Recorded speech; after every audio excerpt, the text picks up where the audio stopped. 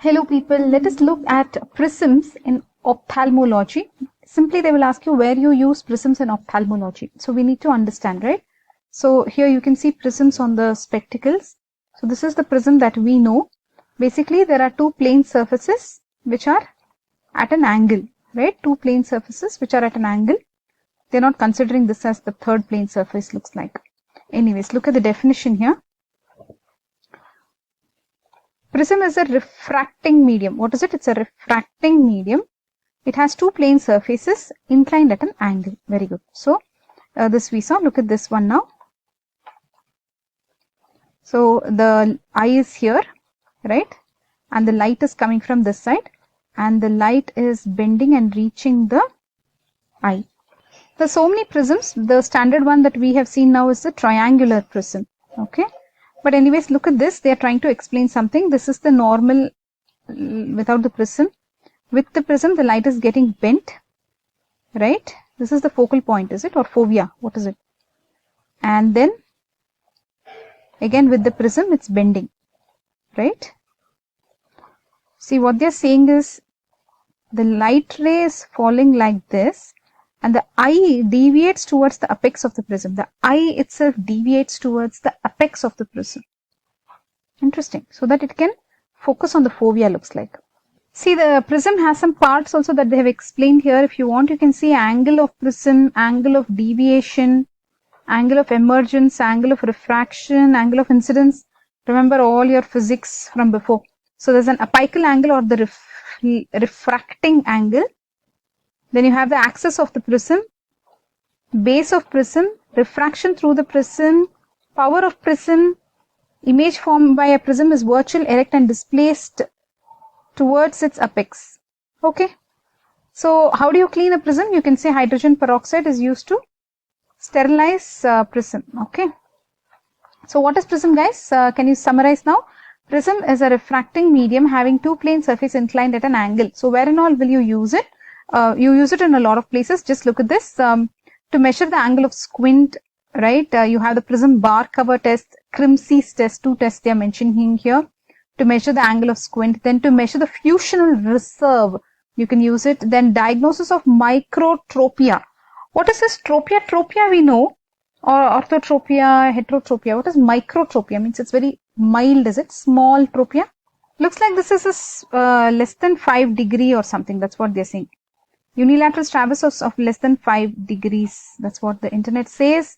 So to check all the strabismus squint, you can use this. Then you also use it in ophthalmic equipments like gonioscope, keratometer, applanation tonometer, etc. Applanation tonometer, why will you use? For measuring IOP. So you will get full marks if you just say this much. Uses of prisms to measure the angle of squint. What and all will you use? Prism bar cover test, Crimsey's test. Then you have to measure the fusional reserve. Then this is what gonioscopy. Okay. Then keratometer you will use, applanation tonometer. All these instruments used. There's one more here to diagnose microtropia. Okay, again squint only, that is right. So all these are related to squint, isn't it? Fusional reserve, they're saying how much the eye can converge or diverge, etc. They will check using prisms. Okay. So you have got the uses of prisms. If they ask you, you will say to measure the amount of squint, you'll use some prism cover test and what is the other test name? Crimsey's test. Then you'll measure the fusional reserve and microtropia. Then you will use it in some instruments like gonioscope, applanation tonometer and keratometer. Keratometer will measure what? Curvature of cornea, applanation tonometer for IOP and gonioscope to check the angle, right? Whether it's open or not. So what are the uses in ophthalmology? Same thing again they have written here. So you will check the squint, that is the angle of deviation, prism bar cover test, Crimsey's test, measure fusional reserve, microtropia. So all these are diagnostic uses. Then you have in equipment like gonioscope, keratometer and applanation tonometer. Okay, one more thing they have added here. Therapeutic uses. You can also use it to relieve diplopia in patients with decompensated foreas and small tropias. And you will use it as an exercise. You'll use it for exercise of the eye to develop fusional reserve. Interesting. So one extra thing that you learned now is what? Diplopia. To avoid diplopia, they are going to give prisms, or for teaching the eye to how to develop fusional reserve. So this is double vision. They are just guessing. Hillary Clinton, who was hospitalized, wore glasses. Okay, so what are these glasses? They guess. They are guessing that lines visible on the lens are thought to be a Fresnel prism, a stick-on panel used to treat double vision. Okay. Then let's look at some other uses, guys. A few more uses. They are saying to test malingering, you can check. The prism base down test and prism base out test also has prism. You can check whether they are lying. Lying about what? If they lie about their sight, their vision that they cannot see or something, you can check whether they are lying or not with this prism base out test, prism base down test. Okay. If they say that they are seeing two lights, that is they are lying. Oh, they should not see two lights. If the eye moves inward to eliminate diplopia, malingering is proved. Nice, right? So this is another thing that should have added in that uses in ophthalmology. Okay. Then you have to understand prism cover test, right? So in heterophoria, they have some tests like prism cover test. Then other one they have is Krimsey's corneal reflex test. Basically, these two are what? Using prisms. Otherwise, there are a lot of ways to examine. But what are using prisms? Only that we are looking at, right? So you'll have to measure the amount of deviation, prism cover test, Krimsey's corneal reflex test. And then to measure the fusional reserve also you can use. First, let us look at this prism cover test. So what is this prism bar cover test? Bar cover test. PBCT. Look at this. This is very similar. You have already seen cover uncover tests, right? Where cover uncover test, you will cover the eye and it will, when you cover the eye, it would have deviated, right? So when you uncover, it will come back to position. It will try to fusion, it will try to achieve, isn't it? Isn't that what is fusional reserve? So all that you will check, okay? Then you have the Krimsey's corneal reflex test. See, in Hirschberg's reflex, you have seen that if the person has squint, then the corneal reflex will not be exactly at the center. It will be something like this. This one is not at the center. Then what you do, you put prism.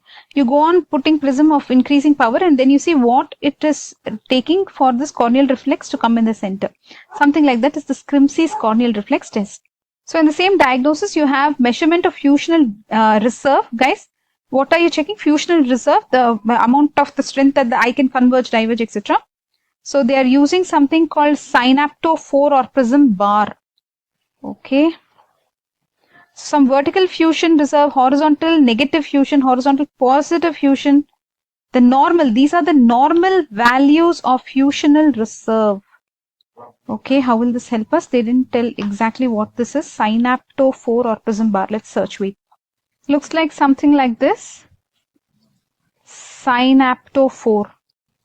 So basically the Synapto4 is an instrument which compensates for the angle of squint and allows stimuli to be presented to both eyes simultaneously. Whatever, quite complicated, right? Okay, so then what are we actually looking at in this video? The uses of prisms, just know that it is used in measurement of fusional reserve. In that Synapto4 also you can mention. Few methods by which angle of squint can be measured. Yes, you already know. Prism bar cover test, Synapto4. Krimsey's corneal reflex test. Okay, very good. So all these are using, these three are using prism, looks like, right? Then even in treatment, guys, now even in treatment, not just diagnosis, even in treatment, they're using prism. See, prescription of prism in glasses to avoid what? Diplopia or what? It may be tried in some selective cases, okay, of hyperphoria and in some troublesome cases of esophoria and exophoria. Okay. Sometimes they can treatment prescribed below is indicated mainly in patients with decompensated heterophoria in symptomatic cases. So heterophoria, actually it will be unsymptomatic. You won't even realize it's there, right? So it looks like they're saying in decompensated heterophoria, that is symptomatic cases, you can prescribe prism with glasses. If you want, you can learn this then. We already told you that in tonometer, they will use, this is Goldman's tonometer, right? It has some 2 prisms, I think. Wait. See, biprisms. Biprism, that's what they're saying. Biprism, they're using some biprism. See, here it says double prism mounted on a standard slit lamp itself. You will have a double prism. That's why biprism. Some technique and all they've given here. Then Perkins applanation tonometer also will use. This is Perkins applanation tonometer. Even this is also using biprism only. So these tonometers are also using. This is the handheld one, not connected to the slit lamp like the Goldman. This one also has prism. Okay. So what will you check with all this? Intraocular pressure. Right? So let's summarize. Guys, in this video we wanted to look at the uses of prisms in ophthalmology. So basically, this is a prism in the spectacles. So prism is basically, what is it? It's a refracting medium. It has two plane surfaces which is inclined at an angle. Many types of prisms are there, and you can see the eye itself is rotating. Because of the prism, the eye deviates towards the apex of the prism. That's what they have shown here. So they're trying to correct squint, and they're also trying to diagnose squint, etc. And they want etc. Look at this. The angle prism has so many parts: angle of the apical angle, refracting angle, axis, base, etc. Then hydrogen peroxide is used to clean it. Where do you exactly use it? You use it to diagnose the angle of deviation. That is in squint. You use the prism bar cover test, Krimsey's test, etc. to measure the fusional reserve. That is the convergence, divergence, power of the, how much effort, how much it can converge, diverge, etc. The eye that they are using Synapto4, some prism bar, etc. In microtropia, that is very less than 5 degrees strabismus unilateral, they are also using this prism for diagnosis of microtropia. Then they are also using it in many equipment like this gonioscope, this keratometer, and then applanation tonometer. Right, they're using prisms. Therapeutically, they're using it in decompensated phoreas, etc., to relieve diplopia. Then it is also given for exercise to develop fusional reserve. Okay. So I'm thinking that guy who was wearing that specs in the initial photo was wearing it to relieve diplopia or for exercising his fusional reserve. What do you think? Why do you think that guy in the first photo here is wearing a prism? Okay. According to the news and media gossip, Hillary Clinton is wearing a prism spectacles to relieve herself of diplopia. Not sure if it's true. Tests for malingering. If somebody wants to lie that they cannot see, then you can use the prism base down test and prism base out test. I think we should add this in the uses, right? So to test for malingering, also we can use this what?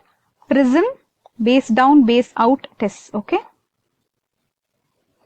Then they are explaining each one. Prism cover test. This is the cover uncover test. Basically, you will put the prism and until there is no recovery movement of the eye. Till then they will increase the prism strength so that there is no movement of the eye under cover.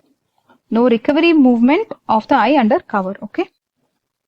Then Krimsey's corneal reflex test. You will keep changing the power of the prism till the corneal light reflex comes to the center of the squinting eye. Then to measure the fusional reserve, what equipment will we use? What is the name? Synapto4, right? So this is also using prisms. They are telling you the normal values of fusional reserve. Then all these are using prisms. Prism bar cover test, Synapto4, Krimsey's corneal reflex method. So you can also use it to treat heterophoria, to relieve diplopia, and Goldman tonometer and this Perkins applanation tonometer. All of these use prisms. Okay.